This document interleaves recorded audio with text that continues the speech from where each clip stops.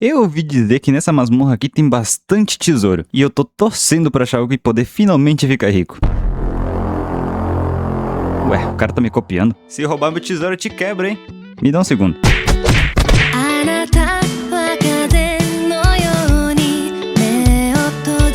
Opa, tranquilo? Pra quem não me conhece, eu sou o Gar e hoje eu vim trazer a parte 2 do resumo de Frieren. Dessa vez não tem um comecinho tão interessante quanto no último vídeo, então sem mais enrolação, bora pro resumo. O episódio começa com o Zain, um clérigo que tava conversando com a Frieren, contando de como queria ser um grande aventureiro quando era criança, e também conta sobre o amigo dele que era bem agitado. Só que quando cresceram, o Zain começou a esquecer desse sonho, porém um amigo dele saiu do vilarejo pra se tornar um aventureiro há 10 anos atrás. Mas a conversa interrompida, já que enquanto ele contava a história, ele tava afundando na lama, e a Frieren tava encarando ele tentando lembrar de alguma magia que tirava ele de lá. E no final ela lembra e ajuda ele. O Zain também avisa para eles tomarem cuidado com os bichos da floresta, já que eles eram venenosos. E logo em seguida o Stark é picado por uma cobra. Como a Frieren não é um clérigo, ela não conseguia curar o Stark, então eles são obrigados a ir pro vilarejo para procurar um. Chegando lá, o clérigo da vila fala que já era tarde demais e que só conseguiria parar o veneno se fosse um estado inicial. E bem nessa hora o Zain aparece, já que ele é o irmão do clérigo da vila. Ele consegue facilmente remover o veneno que o irmão dele, sendo o clérigo da vila, disse que era tarde demais. O irmão dele explica que por mais que ele seja o melhor clérigo da cidade, o poder dele nem se comparava ao do Zain, mas ele não queria esse título, e por isso ficou com o irmão dele. E ele também pede pra Frieren levar o Zain junto com ela, já que de acordo com ele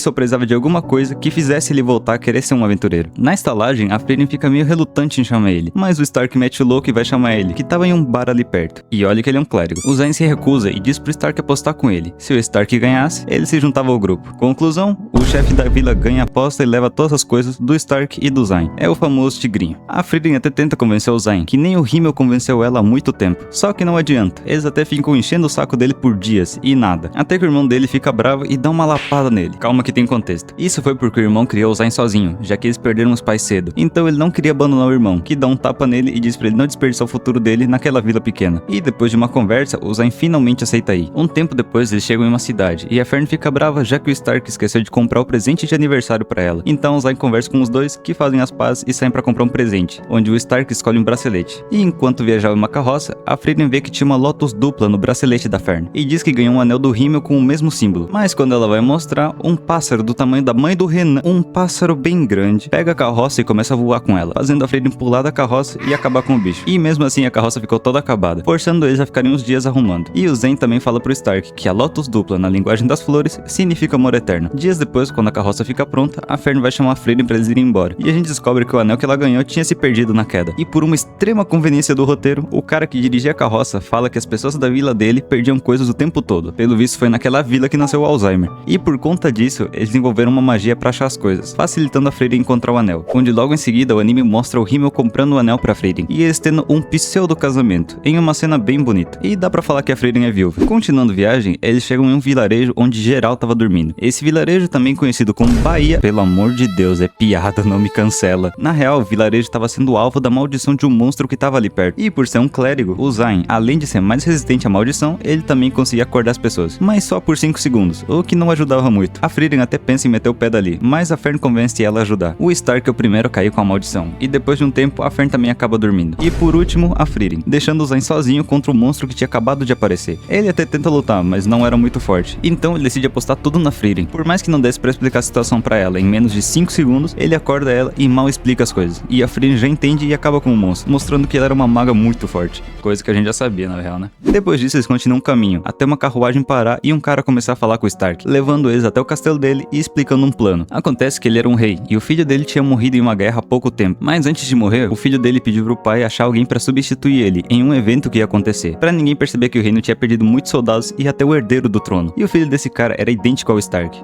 ou o Stark era idêntico ao filho dele.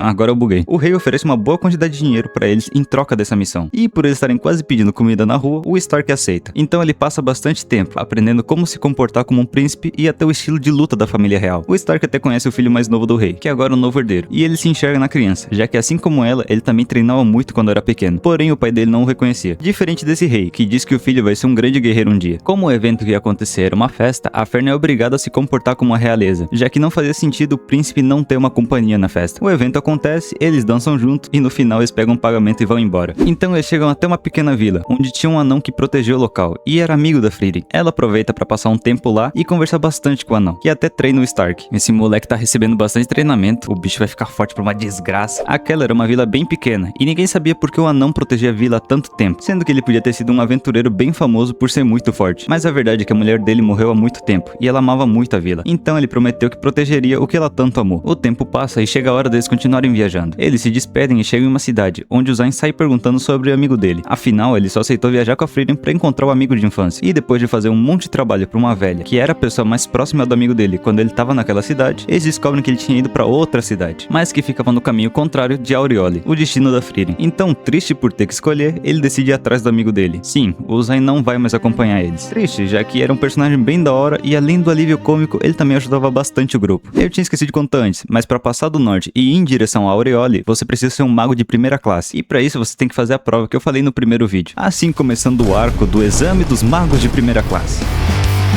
Na minha cabeça tinha ficado mais foda. Eles vão até a cidade dos magos e se inscrevem pro exame. E um tempo depois, o primeiro teste começa, onde somos apresentados a novos personagens. A Ubel, uma maga com cara de assassina. E na verdade ela é uma assassina mesmo. O Land, que parece um nerdola, mas também é muito forte. O Wirbel, que é um mago até que forte, tanto que ele acabou com alguns demônios remanescentes no norte. O Denkin, um mago da corte, que parece ser bem sabido. E a Kaine, Launi, Richter e Laufen, que são importantes, mas não no nível dos outros, pelo menos nessa parte da história. A primeira prova consistia em pegar um Stiro, um pássaro que é sensível a mana, voa mais rápido que o som e é muito resistente. Além disso, tinha uma barreira impossível de quebrar em volta do local onde ia acontecer o exame, e qualquer um que saísse dessa barreira ia ser desclassificado. Essa barreira é tão poderosa porque foi feita pela chefe da Associação dos Magos, a série. Os nomes desse anime tá ficando foda, viu? Aura, série, qual? Que criatividade. E pra isso, os magos são separados em grupos de 3, com a Frieren caindo no grupo da Kaine e Launi, e a Fern no grupo da Ubel e do Nerdola. A Frieren vira quase uma babá, já que as duas não paravam de brigar. E depois de algumas tentativas falhas de tentar pegar o pássaro, a Frieren prepara um plano. Já que a barreira impedia até a chuva de entrar no local, a única água que tinha lá dentro era de um lago no centro do local. Então a Launi congela o lago inteiro, forçando o Stiro a procurar outras fontes de água. Mas a Kaine, que consegue controlar a água, colocou um pouco de mana em todas as fontes que ela achava. E já que o Stilo é sensível à mana, diminuía bastante as poças que ele ia se aproximar. Com isso, a Frieren vai até uma poça e suprime a mana dela no máximo que dava. E ficou esperando até o Stilo aparecer. E ele captura um. Mas a Laufen aparece e usa a magia de velocidade dela para roubar o pássaro da Frieren. E o Denkin e Richter do grupo dela aparecem para segurar a Frieren e a Laufen fugir. O Richter, usando a magia de controlar a terra, luta contra a Kaine e a Launi, enquanto o Denkin segurava a Frieren. O que é meio em vão, já que a Frieren é muito forte e ganha dele, além de prender a Laufen junto, recuperando o Stile. E ela tinha analisado a barreira, então ela usa uma magia que quebra a barreira que deveria ser indestrutível. Como eu disse, a Kaine consegue controlar a água e não criar. E naquele local seco, elas estavam perdendo a luta. Mas com a barreira quebrada e a chuva entrando, elas ganham. Enquanto isso, o grupo da Fern, Ubel e Land, que já tinham capturado o Stile, começa a lutar contra o Wirbel e o grupo dele. A Ubel é presa. A Fern acaba com a Ere e blefa dizendo que tinha matado ela, pro Wirbel desistir da luta, já que para passar na prova, tinha que pegar o Stile e todos do grupo estarem vivos. Com pouco tempo sobrando, o grupo do Denkin sai no soco com outro grupo, já que a mana deles acabou. Então virou soco na boca e murro na costela. E eles conseguem pegar um Stile. Já o Wirbel acha um Stile e captura ele com a magia dele. Bem fácil na real. E assim, apenas um terço dos candidatos sobreviveram à prova. Então o anime mostra o cotidiano dos magos até a próxima fase da prova, com a Frieren levando a Fern pra comer, o Richter cuidando da loja de magia dele e a Ubel puxando papo com o Land. Depois de uns dias começa a segunda fase da prova, onde a Sense ia ser a instrutora dessa prova. O objetivo deles era entrar em uma masmorra e chegar até o último andar. E como até aquele momento ninguém conseguia chegar lá vivo, eles receberam um frasco com um golem. Caso eles não conseguissem continuar a prova, eles quebravam o frasco e o golem tirava eles de lá. A Sense diz que vai entrar junto com eles e decide seguir o grupo da Frieren, mas obviamente ela não ia ajudar e ia só observar. E depois de cair em alguns mímicos e pegar um monte de tralha, a Frieren e a Fern avançam bastante. Enquanto isso, os outros grupos tinham sido atacados por um monstro que criava cópias idênticas. Essas cópias conseguiam copiar a personalidade, a magia e a mana do alvo. O grupo do Wirbel é um dos primeiros a achar as cópias e começa uma luta. Já o grupo do Denkin conseguiu chegar até a penúltima sala da masmorra, mas eles são impedidos de passar e tem que fugir, porque quem tinha aparecido era a cópia da Frieren. E convenhamos, se as magias e a mana são iguais à original, não compensa nem um pouco lutar contra ela. A Ubel, que não parava de seguir o Land, também contra uma das cópias, que conseguiu cortar o Land e roubar o frasco do golem dele. Então a Ubel decide que ia lutar e recuperar o frasco. Como é uma cópia perfeita, a luta estava equilibrada, até que a Ubel é pega pela magia que ela copiou do Wirbel, e o Land aparece distraindo a cópia e o Ubel acaba com ela. Eu não expliquei, mas a principal magia do Land são os clones dele, que esse sim dá pra considerar uma cópia perfeita, já que é muito difícil perceber que não é o verdadeiro. A Frieren continua andando até chegar na sala onde estava o grupo do Denkin, que explica sobre a cópia dela. Em outro lugar, outro grupo é mostrado se escondendo de uma cópia. O problema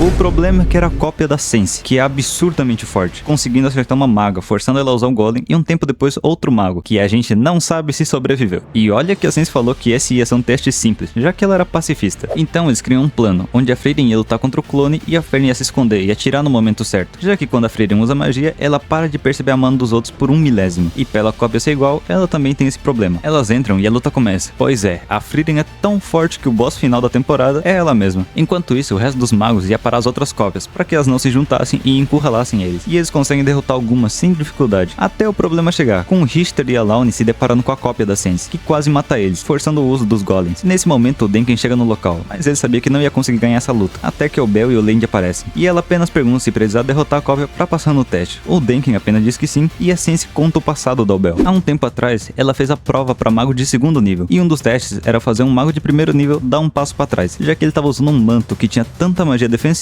que era quase impossível fazer ele se mexer. Até a vez do Bell, que se aproxima dele e simplesmente corta o cara no meio, dizendo que exagerou. A magia dela consiste em que ela pode cortar qualquer coisa que ela acredite que consiga cortar, literalmente ignorando as magias de defesa. Ela acha que consegue cortar? Então ela corta. Me pergunto se funcionaria como um Nokia tijolão. E voltando pra luta, a gente simplesmente vê a cópia da Sense, que acabou com vários magos e era muito forte, sendo picotada pelo Bell, que mal se esforçou. Mas que mulher roubada. A luta da Frieren continua, e a Fern ataca mais de uma vez, mas o tempo que ela tinha pra atacar era muito curto, então a cópia acabava defendendo os ataques. E meu amigo, a cópia mostrou que a Frieren realmente é forte, porque é cada magia que eu não sei como essa não foi completamente destruída. Os clones que já tinham sido derrotados voltam a aparecer, complicando pro lado dos magos. Mas em uma das tentativas da Fern acabar com a cópia, ela acaba sendo esmagada na parede e o cajado dela sendo despedaçado. Só que isso foi o suficiente para Frieren se aproximar e acabar com a cópia. Assim, destruindo o monstro que fazia elas e finalizando a segunda fase da prova. O próximo episódio é que nem aquele outro, mostrando o cotidiano dos magos, e a Fern brava porque a Frieren disse para ela comprar outro cajado ao invés de tentar arrumar o antigo. Mas enquanto ela tava com o Stark, a Frieren vai até a loja do Richter, que consegue consertar o cajado, já que a Frieren se sentiu mal pela Fern. A última fase da prova era um encontro com a série. Para não ficar confuso, eu cortei vários flashbacks da Frieren, que aconteciam no meio das fases. Mas resumidamente,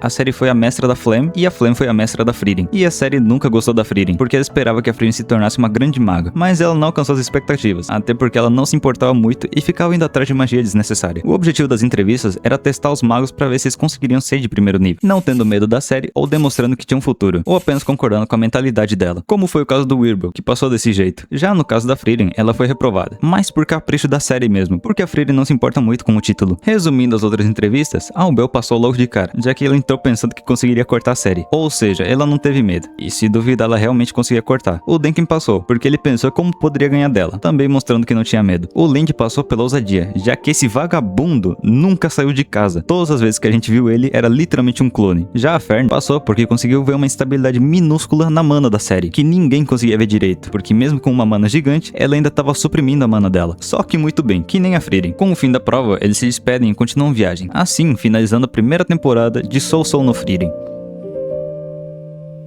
Rapaz, 2 meses pra trazer essa continuação. Esse demorou, viu? Só não demorou mais do que o vídeo Kaiju no 8. Ou Dandandan.